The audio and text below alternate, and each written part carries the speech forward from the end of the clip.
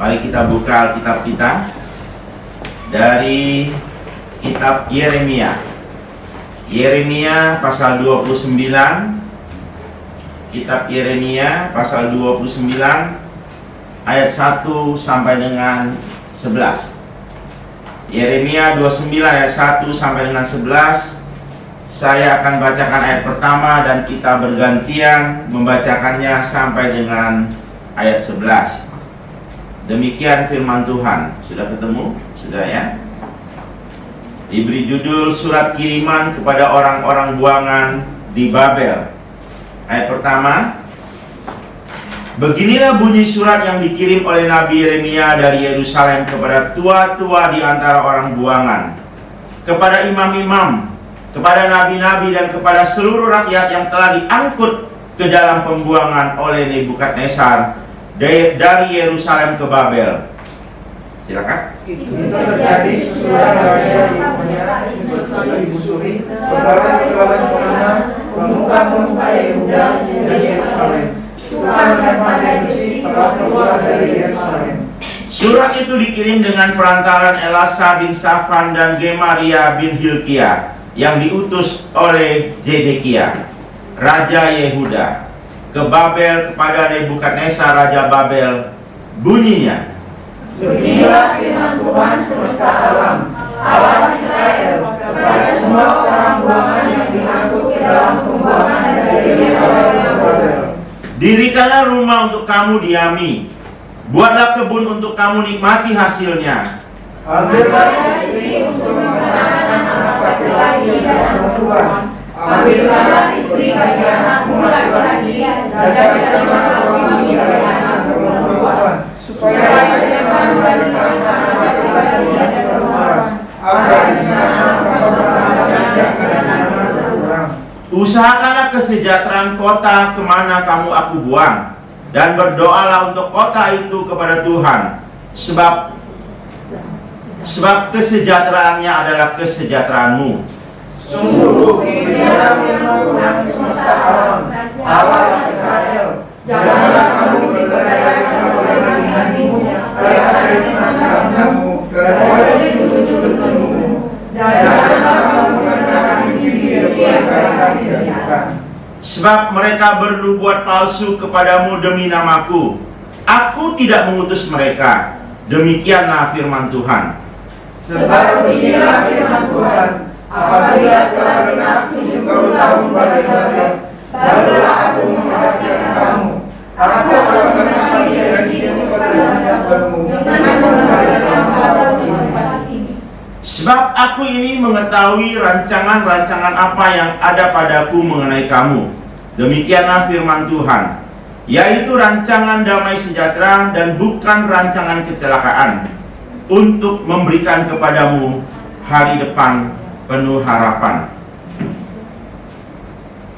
Saudara-saudara, Bapak Ibu yang Tuhan kasihi, kalau kita menemukan ada orang percaya kepada Kristus, atau kita kenal sebagai orang Kristen, yang di dalam menjalani hidupnya selalu khawatir, selalu mengeluh, selalu membanding-bandingkan kehidupannya sebagai orang beriman dengan orang-orang lain yang beriman kepada Allah lain, tidak pernah hidupnya bersyukur, bahkan ada yang kecewa kepada Tuhannya. Kenapa orang tua saya mengajak saya ke gereja dari kecil? Kenapa orang tua saya mengenalkan kepada Allah yang seperti ini? Kehidupannya selalu seperti itu. Siang ini saya ingin katakan bahwa orang-orang ini belum percaya kepada Tuhan. Orang-orang ini bukan Kristen sejati. Orang-orang ini belum mengerti apa dan siapa Tuhannya. Padahal begitu luar biasa yang Tuhan katakan. Ketika Nabi Yeremia mengirim surat yang barusan kita baca tadi kepada satu bangsa yang sedang ada di pembuangan, kepada suatu bangsa yang hidupnya sedang menderita, sedang merana karena perbuatan mereka sendiri. Bukan karena Allah yang salah, tetapi karena perbuatan mereka sendiri. Kita kalau membaca kitab-kitab Perjanjian Lama, kita sering menemukan bagaimana bangsa itu tegar tengkuk, bagaimana kehidupan bangsa itu sebagai orang yang punya Tuhan, yang punya Elohim, yang punya Tuhan yang perkasa. Tetapi mereka bisa-bisanya selingkuh, mencari dewa-dewa lain. Mereka menyembah Allah lain. Mereka membuat patung-patung dan menyembahnya. Itu sangat melukai hati Bapa. Itu sangat melukai. Sehingga mereka dijajah oleh bangsa lain dan mereka dibuang. Ketika dalam pembuangan tadi kita melihat bagaimana sebenarnya Allah masih sangat memperhatikan mereka. Allah masih sangat memperhatikan mereka. Walaupun kalau sebagai manusia saya katakan kamu pantas menerima hukuman atas perbuatanmu. Kamu pantas menerima hukuman atas perbuatanmu. Kelakuan mereka sangat menjijikan, sangat mengecewakan. Kadang-kadang kita dalam bersosialisasi di hidup ini, kita punya keluarga, kita punya saudara, kita punya teman. Kalau saudara kita dalam satu keluarga yang begitu konyol hidupnya, kadang-kadang kita sebagai saudaranya, kalau dia susah, pantes kamu. Kadang-kadang kita punya teman, kelompok teman, yang kita sudah begitu baik dengan dia, tetapi kehidupannya mengecewakan kelompok, mengecewakan kita sendiri, kita pun bisa rasain kamu. Tetapi Allah kita sembah dalam nama Tuhan Yesus Kristus tidak seperti itu. Walaupun kehidupan mereka yang sangat mengecewakan Bapa, firman Tuhan yang barusan kita baca, Allah sangat peduli kepada bangsa itu yang walaupun ada dalam pembuangan. Allah sangat peduli. Makanya di awal saya katakan tadi, kalau ada orang Kristen, orang yang percaya kepada Tuhan, lalu hidupnya tidak bersyukur, hidupnya bersungut-sungut, hidupnya selalu kecewa, bahkan kecewa kepada Tuhan, dia harus membaca ayat ini, bahwa Allah begitu peduli kepada setiap kita, Bapak Ibu. Ayat 11 berkata, sebab aku ini mengetahui rancangan apa yang ada padaku mengenai kamu. Luar biasa loh. Kalau kita renungkan firman ini, firman Tuhan berkata, sebab aku mengetahui rancangan yang ada padaku mengenai kamu. Bukan tentang Allah, tetapi tentang kita. Yaitu rancangan damai sejahtera, bukan rancangan kecelakaan. Untuk, ini ujungnya Bapak Ibu, untuk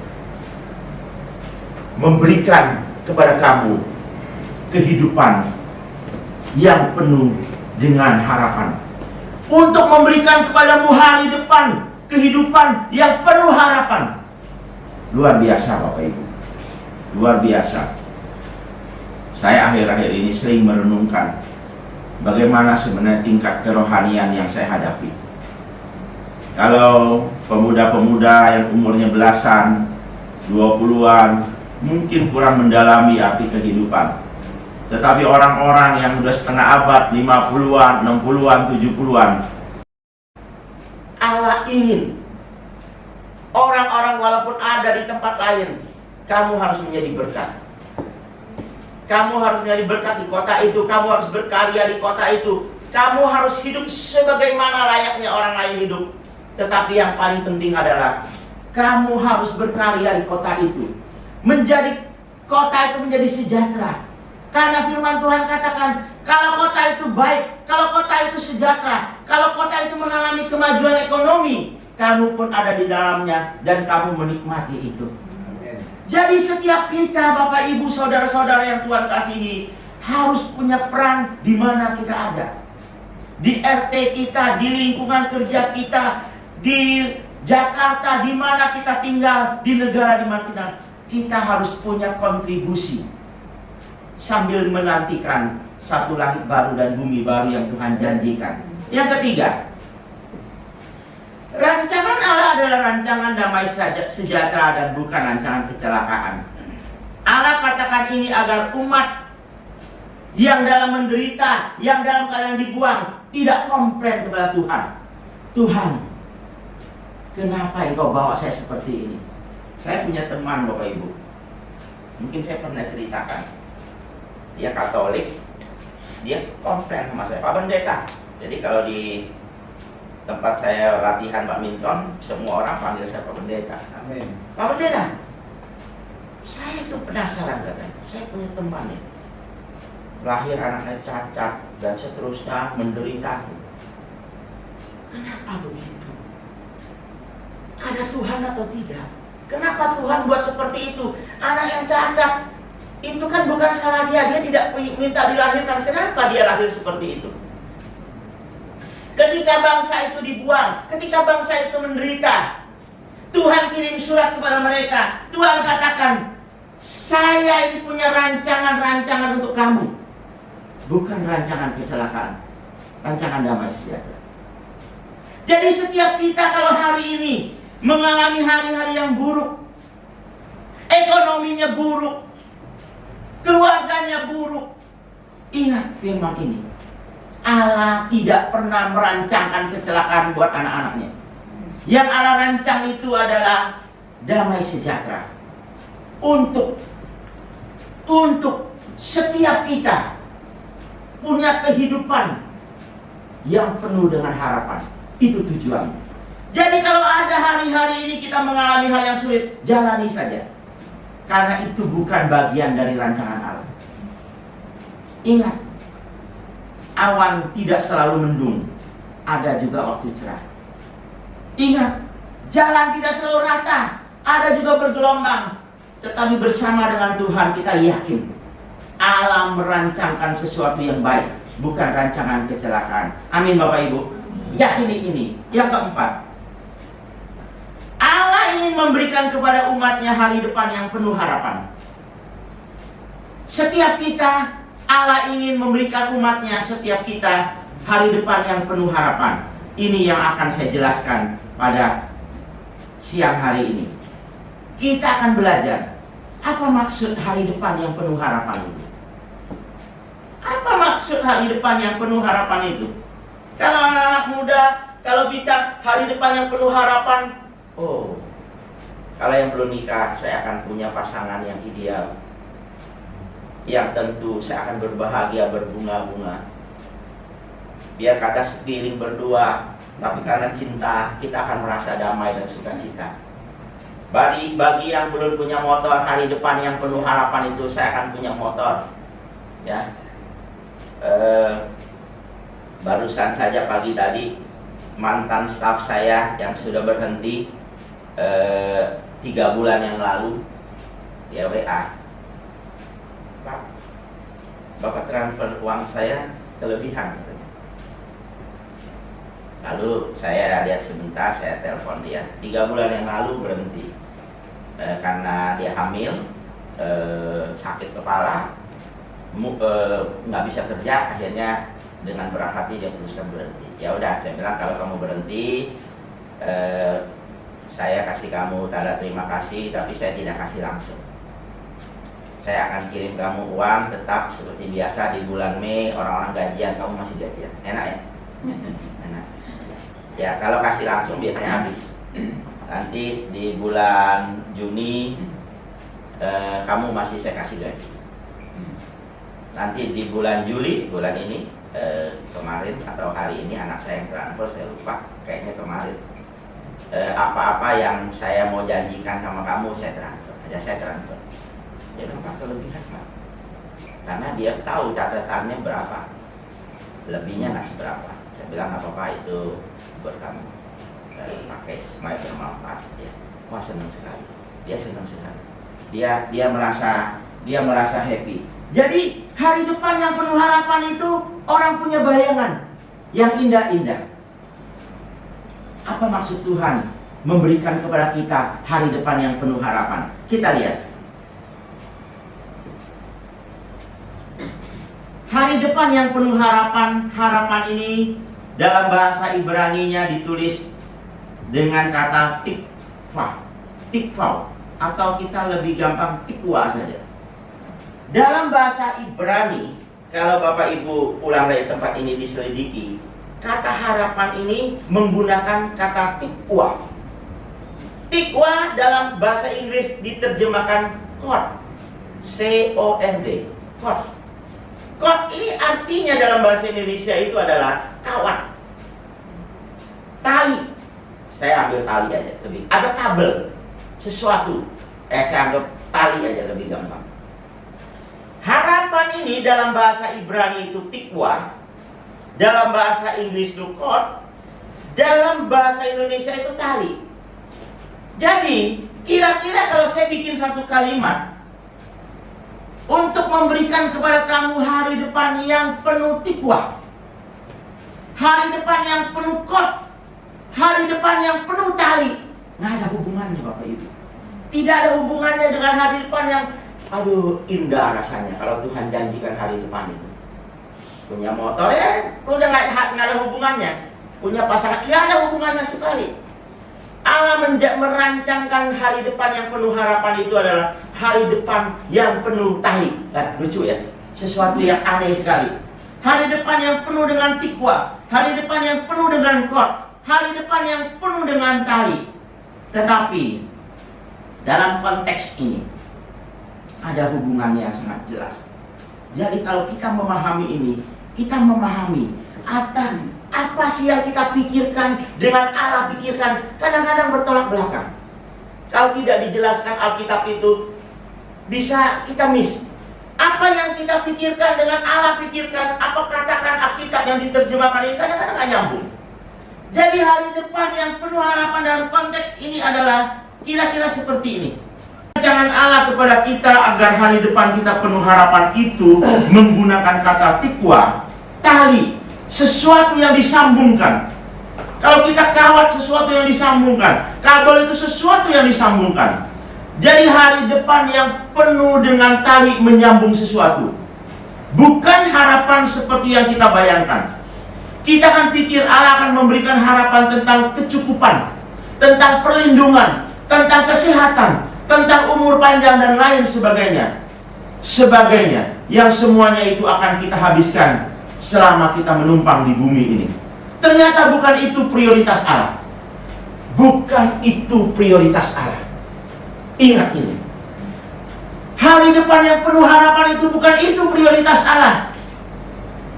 Prioritas Allah dalam konteks ini adalah Allah ingin memberikan harapan, yaitu hubungan kembali. Kabel, tali, kawat itu. Hubungan kembali kepada Allah. Allah ingin memberikan hubungan kembali setiap kita kepada Allah. Agar tujuan Allah kepada ketika manusia diciptakan itu, harapan yang Allah maksud adalah agar pemulihan hubungan kembali kepada Dia. Agar tujuan ketika manusia diciptakan itu terjadi kepada setiap kita. Bagi Allah prioritas rancangannya adalah agar tujuan Dia menciptakan manusia itu tercapai. Bagi Allah yang Dia rancang itu damai sejahtera itu, yang akhirnya untuk kehidupan yang penuh harapan, tujuannya adalah bagaimana manusia dikembalikan kepada rancangan yang pernah Dia rancang di Taman Eden. Ketika Dia mau merancangkan manusia, Dia punya rancangan, punya hubungan. Dan sekarang manusia jatuh dalam dosa. Harapannya adalah bagaimana setiap kita disambungkan kembali agar tujuan Allah kepada setiap kita terlaksana. Amin Bapak Ibu. Luar biasa, luar biasa. Ia menciptakan bumi dan segala isinya, semuanya untuk manusia. Ia menciptakan bumi dan segala isinya, prioritasnya adalah untuk manusia. Untuk manusia. Kalau yang punya keluarga, kalau yang punya uang banyak, yang punya perusahaan, yang punya segala sesuatu, tentu tujuan semuanya itu untuk anak-anaknya. Itu udah pasti. Jadi kalau di bumi ini kita tinggal punya keluarga yang kaya raya, itu akan sangat senang sekali. Ya, Banyak orang yang tidak berprestasi nungguin. Kalau papanya dia tahu depositonya banyak, perusahaannya banyak, rumahnya banyak, rukonya banyak, perusahaannya berjalan, dia tungguin. Dia tungguin. Kapan semua ini diserahkan kepada saya? Kenapa? Karena tujuan orang tua memang begitu. Nah, setiap kita harusnya begitu. Menunggu apa-apa yang Tuhan ingin kepada setiap kita. Tetapi tali sambungan, kawat, kabel ini harus ada sambungan, harus ada hubungan. Yang tadi sempat putus harus ada sambungan supaya tujuan-tujuan Allah terhadap kita tercapai. Jadi bisa saya simpulkan demikian.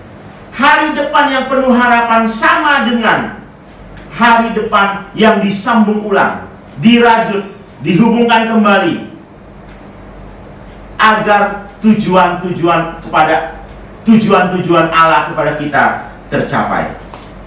Penutup. Sekarang kita lihat apa tujuan Allah kepada kita. Kalau tadi rancangan kita sudah tahu, sekarang apa tujuan Allah kepada kita? Kita baca sekarang Kejadian 1, Kejadian pasal 1. Kejadian pasal 1 ayat 26. Demikian firman Tuhan, saya bacakan. Berfirmanlah Allah, baiklah kita menjadikan manusia menurut gambar dan rupa kita, supaya mereka berkuasa. Saya tambahkan memerintah. Saya tambahkan mengelola atas ikan-ikan di laut dan burung-burung di udara, dan atas ternak, dan atas seluruh bumi, dan atas segala binatang melata yang melayap di bumi. Inilah tujuan Allah menciptakan manusia. Inilah tujuan Allah menciptakan manusia, agar manusia mengelola, memerintah, berkuasa, bukan atas sesama. Perhatikan baik-baik. Tidak ada berkuasa atas manusia, tidak ada. Untuk yang lain. Jadi kalau hari ini kita diberi kuasa di bumi ini untuk mengatur sesama, jangan memperlakukan mereka bukan manusia. Kalau mereka manusia, Allah tidak pernah memberi kuasa kepada kita untuk memerintah dalam pengertian yang sempit. Allah hanya memberikan kuasa kepada kita untuk ikan-ikan di laut, untuk burung-burung di udara, untuk ternak, dan untuk seluruh bumi yang sudah Allah ciptakan di bumi ini. Itulah tujuan Allah menciptakan manusia, Bapak Ibu. Untuk bisa memerintah bersama Kristus, ini penting. Seperti lagu tadi, sabarnya Tuhan menuntun kita agar dewasa, mengampuni segala dosa-dosa kita, agar kita serupa dengan Tuhan dan berkenan kepadanya. Untuk memerintah bersama dengan Kristus, satu saat kita akan memerintah bersama dengan Kristus. Tidak terkatakan pada saat itu, Bapak Ibu, seberapa beratnya kita hidup saat ini. Sama persis seperti seorang ibu yang mau melahirkan normal, 9 bulan 10 hari, membawa bayi ini kemana, begitu sulit, tidur pun tidak nyaman. Tetapi ketika saatnya dia melahirkan, semua kesulitan selama 9 bulan 10 hari tidak diingat, karena bayi ini lahir. Kita pun demikian, pikul salib, sangkal diri, bagaimana hidup teratur, bagaimana hidup takut akan Tuhan, bagaimana menaruh Tuhan di mata kita. Saatnya satu hari kita bertemu dengan Tuhan, semuanya tidak terkatakan. Tidak terkatakan. Untuk bisa memerintah bersama Kristus, kita harus segambar dan serupa dengan Dia. Gimana caranya? Kita sudah berdosa, kita sudah kehilangan kemuliaan Allah. Itulah yang Kristus lakukan. Kita sudah kehilangan kemuliaan Allah, kita manusia berdosa. Itulah yang Kristus lakukan agar kita dipulihkan. Tanpa kematian Kristus di kayu salib, kita tetap hidup dalam dosa dan dalam perbudakan. Sekarang kita menjadi manusia merdeka, kita dipulihkan. segala kutuk terpaku. Kita ditebus dari perbudakan dosa. Kita menikmati hari-hari merdeka. Saatnya sekarang ini kita masuk ke dalam satu proses pendidikan, seperti yang lagu itu katakan. Kita masuk ke dalam satu proses pendidikan. Kita sekarang sudah selamat karena Kristus mati di kayu salib dan kita percaya kepada Dia. Tetapi selamat tidak cukup, Bapak Ibu. Sama persis ketika satu hari you masuk ke universitas. Oh, saya dapat di Universitas Indonesia. Sama seperti anak saya. Dia cerita, dia kan ada 3 kampus yang dia mau. Saya bilang di UGM, ITB dan UI.